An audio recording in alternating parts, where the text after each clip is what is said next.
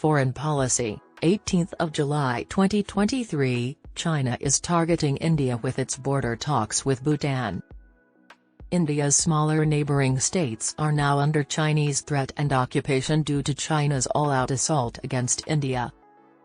The nations between China and India are becoming more strategically significant as tensions have risen in recent years. Since the creation of their respective countries, 1949 for the People's Republic of China and 1947 for India, the two rival nations have sought to create a buffer between them. Many academics contend that China's 1950 invasion of Tibet was motivated by this need for a safety net. As a result of the Chinese Communist Party's (CCP) manipulation of Nepal's democracy, Beijing now enjoys more excellent favor than New Delhi with the Kathmandu government.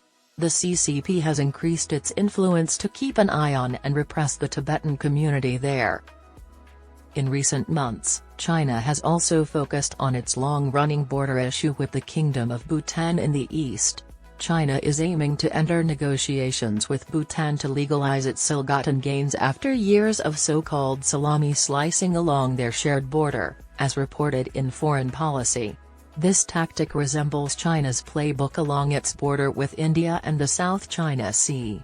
The strategic significance of Bhutan's contested regions to China-India relations is distinct. In the event of a military battle with New Delhi, Beijing would have freer rein to mobilize and more entry points if it controlled the disputed Doklam Plateau. Therefore, any discussions between China and Bhutan are not merely a bilateral matter but a component of a Chinese plan to acquire a significant advantage over India. A decision made by the CCP and the Bhutanese government would be felt throughout India, endangering regional stability and intensifying the conflict on the Sino-Indian border. The Quadrilateral Security Dialogue, an Indo-Pacific alliance that comprises Australia, India, Japan, and the United States, must pay particular attention to the matter.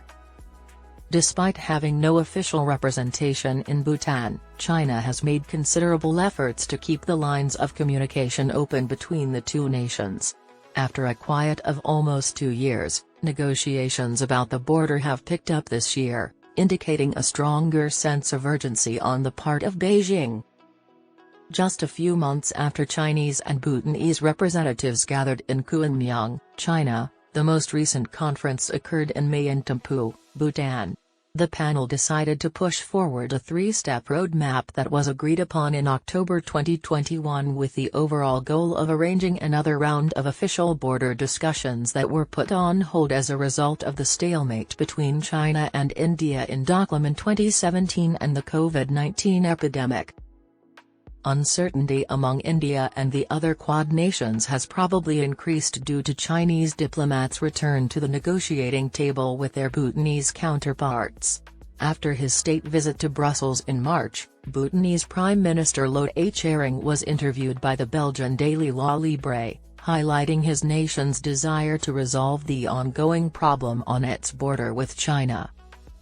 Unsurprisingly, the report was picked up by Chinese state media to increase pressure on India. The Global Times identified New Delhi as the main obstacle to resolving the conflict. But settling the border dispute between China and Bhutan is difficult. With Doklam in the west, the sacred Buddhist region of the Baokinpajong in the north, and the Soktang Wildlife Sanctuary in the east, China now asserts ownership over areas in 3 different geographic regions. The wildlife refuge, which is not border-related, was only included in Chinese requests in 2020. These allegations highlight Beijing's bad faith negotiating, which has hampered bilateral negotiations since they started in 1984. It is obvious why neither party has advanced in negotiations despite repeated meetings over the years. China has proposed a land swap with Bhutan since 1996. Hoping to give up its claim to contested areas in the north in return for Bhutan giving up more strategically significant territory in the west. Beijing still has its sights set on Doklam because it is strategically important and would provide the Chinese People's Liberation Army with a tactical advantage. Doklam connects Tibet, Bhutan, and India. China pointed out that the land in the north was significantly more significant than the territory it desired to make this an alluring proposition. The initial offer almost worked, but in the end, the 1996 negotiations failed. After Bhutan's steadfast reluctance to accept the treaty, China may have added the Songteng claim to signal how far it will go. China, however, has intensified its coercive tactics and chosen more innovative ways to achieve a breakthrough.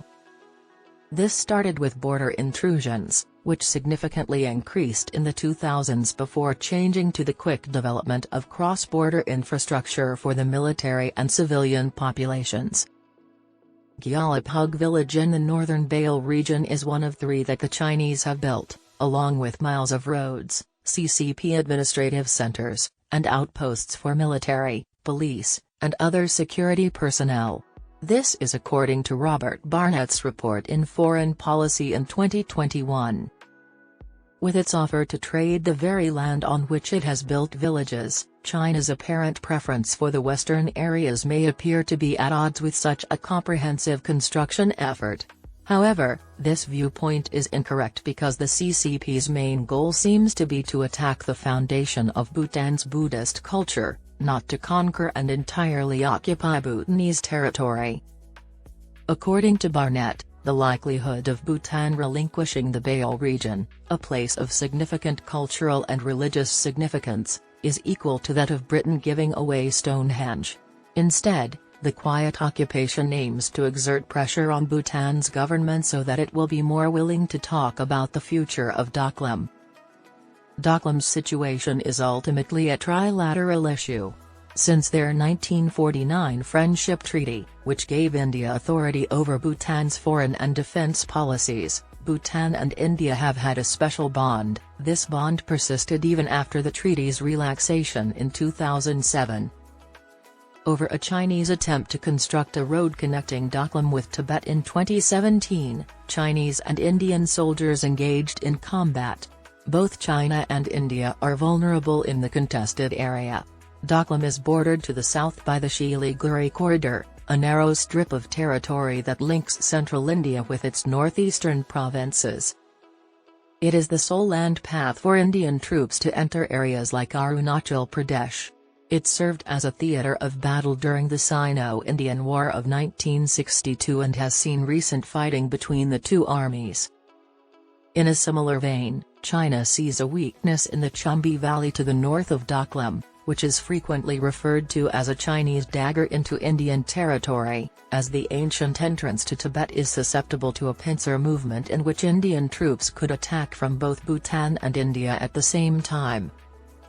China intends to obtain access to a position that might be used for offensive and defensive objectives in a hypothetical battle with India by extending its claim by 89 square kilometers south of the intersection with Bhutan and India.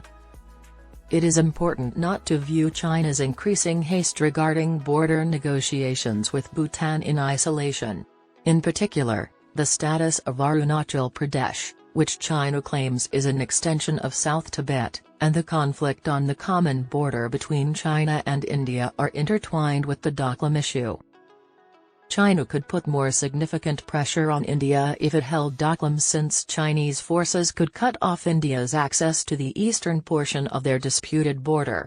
A resolution like this would almost definitely come before more aggressive actions from China in Arunachal Pradesh involving the U.S. In prior border battles, U.S. intelligence has previously helped the Indian military. The conclusion of talks between China and Bhutan will significantly impact future stability along the border between China and India and broader geopolitical issues. China and Bhutan have not yet set a date for the crucial 25th session of boundary talks, where a substantial breakthrough would be most possible, even though discussions are moving more quickly.